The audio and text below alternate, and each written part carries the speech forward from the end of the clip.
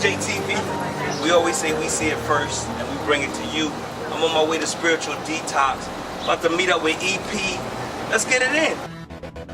Hey, what's going on? It's your girl EP, the Spiritual Detox, the voice of 90.3 FM Savannah State University. I'm out here with my boy Stevie J, waiting on him as usual. You know, Stevie J is like my brother. You know, I love him. We're from the same city. And, you know, we're going to be out here talking about business. We're going to ask him a lot of questions that you guys are concerned about, why he is the way he is, why he behaves the way he behaves, and why he deals with business the way he does. You never know anyone until you interview them. Everybody has a story and everybody has a reason of why they do things the way they do it. So if you're trying to be in this business, understand it. Without understanding, it don't make no sense to go to college and make money if you don't want to know how people are. Because if you don't know how people are, your business ain't gonna make no money. So let's go, Stevie J.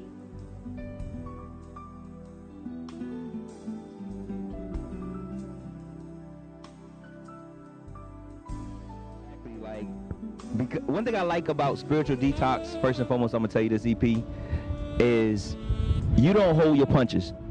You know, you're in the business, you feel me? You know the business. A lot of people don't know the business who think they know the business. So as I look at your interviews, you put people on pause.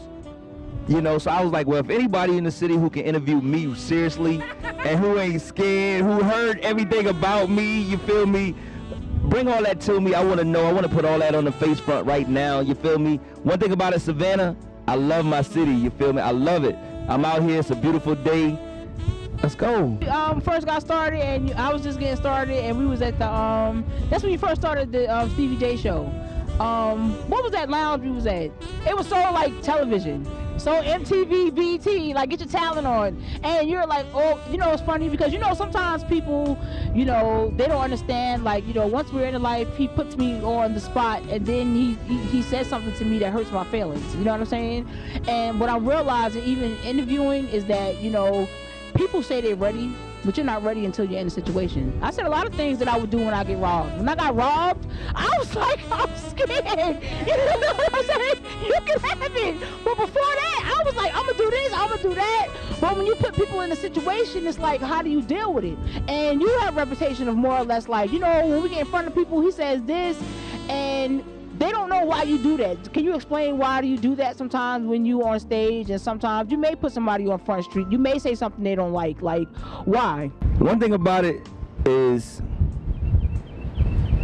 it's really, like, you can tell whether a person's real or not by the situations they're in. You know, yeah, I'm a model. You take a lot of Facebook pictures, you know, you take great pictures, but when a professional come to you, a model starts with the answer that you go with that first question, because then that way you can tell whether, you feel me, you're really in that profession or not. Everybody want to be a rapper, just like everybody want to play basketball. But if you 5'3", like I used to say, you're not going to make it to the NBA. I'm sorry. You're right, because I think I just went through something like that coming from Atlanta. We put somebody, well, actually the people didn't know the management and stuff, but I don't understand how people put their videos and stuff on YouTube, and then when I come at you, you're like, don't air that because we're gonna do it this way. Like, no, this is my show. Like, you don't tell me, if you're not gonna tell BET or Bravo how to air their show, they're gonna do what they are gonna do because they're professional, and this is how we are. So with that being said, tell me one more thing. I have had experience of some of your workers. Some of your workers, I don't even know how to say this, like, they break away from you and they say that they're ready. And you are this person and he does things this way. And it's funny because it's like, okay, cool. When you give them a chance, I see personally, like, you're not ready. I see why he gets you to get the coffee, because you're not even ready to be persistent and do what you're supposed to be doing and talking business. You're nowhere near ready. So I don't say anything. I just like branch away from them. So tell people, you know, what is it that you're trying, make your workers, what is their goal when they come work for you? What are you trying to do for them when they come, hey, I want to be on the Stevie J show, or I want to do this? What is your goal to try to help them? Good question. Thank you. Great question. First and foremost, I do marketing promotions.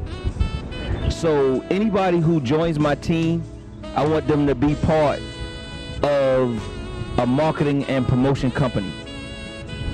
9 times out of 10 when a person come to me, they want to be or they have ideas of things that they want to get promoted. And I'm real with it. I say, okay, I'm going to help you build your brand by working for me.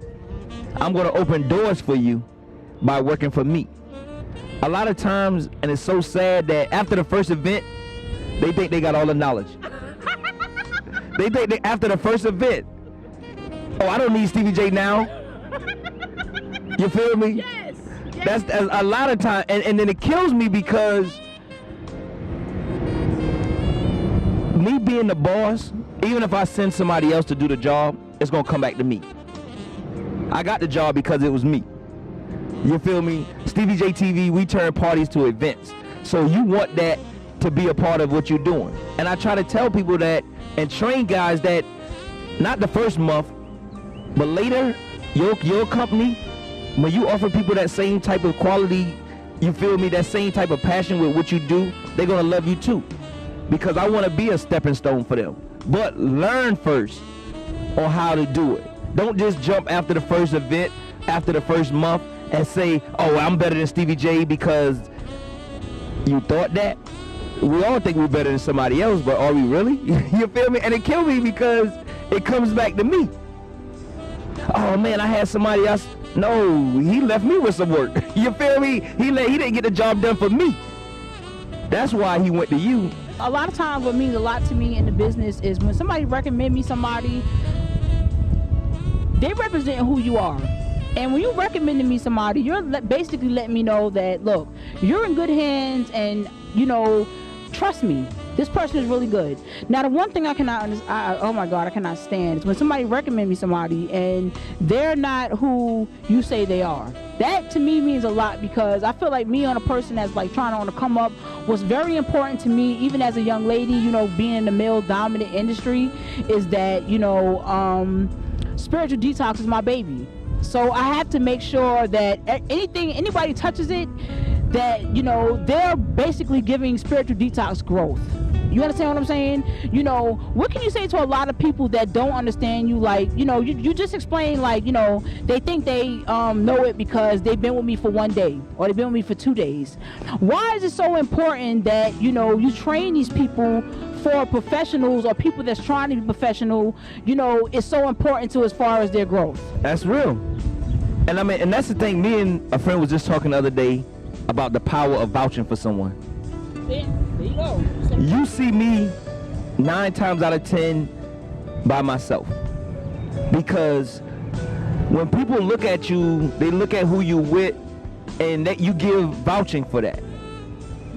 When a person who worked with me for a month, 9 times out of 10, like I said again, leave me with some lost footage or didn't turn in some work with me. Like I really want to stress that, leave me, you feel me, with some lost footage or with some footage that they didn't turn in because of whatever reason, you know, and they go back and tell someone that, oh yeah, I'm with Stevie J TV, or I was with Stevie J, or you might see him because I'm going to take you on your first event.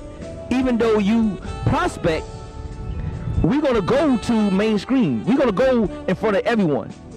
And I had to learn that doing that, it bites me because when these people are not ready and they go to you and they say, well, you know, I was with Stevie J. Okay, off top, you're going to say, well, if he worked with you, it had to have been something serious. You had to have been somebody who's real. But please know this, when the first thing they say is, oh, Stevie J is, you already know that they wasn't through training.